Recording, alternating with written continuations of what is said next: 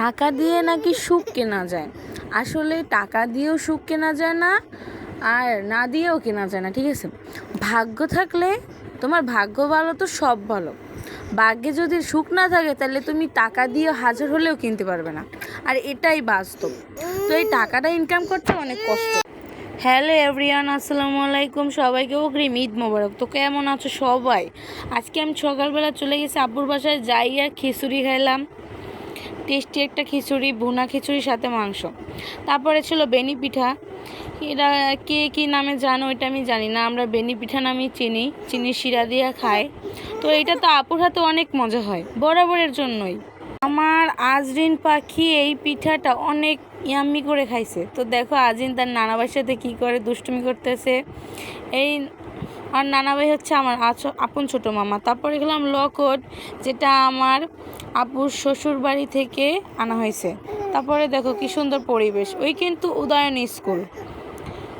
তারপরে একটা কিন্ডার জয় নিয়ে আবার টুই করলাম, তো খাইছি ওটাও। তারপরে এখন যাইতেছি কোথায় জানো, ডলার আসছে গাইস, ডলার বুঝছেন তো, ডলার আনতে যাচ্ছি আমি আর আমার ভাগ্নি। তারপরে এই তো ফরাজি কসমেটিকে চলে আসছি।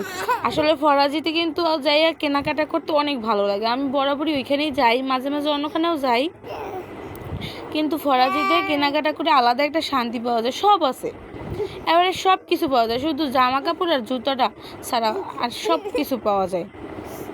তাদের তো দুইটা দোকান।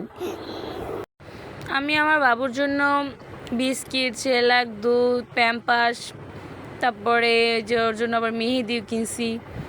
তো বললাম না যে ডলার আনতে যাচ্ছি গাইস, দেখো এই যে আমার ডলার বাঙ্গি হয়ে টাকা। তো আমি গাইস নতুন টাকা পাইনি, আমি পুরানো টাকা পেয়েছি। যাই হোক, পুরান টাকাই সুন্দর। তারপরে এই দেখো আমার আজু সোনার এই শপিং হালকা করছি, কারণ রোজারিতে অনেক শপিং করা হয়েছে, ওইগুলোই পরে নাই। তো দুইটা ফতুয়ার সেট, তারপরে প্যান্ট, গেঞ্জি, এভরিথিং, এইসব, আর কিছুই না।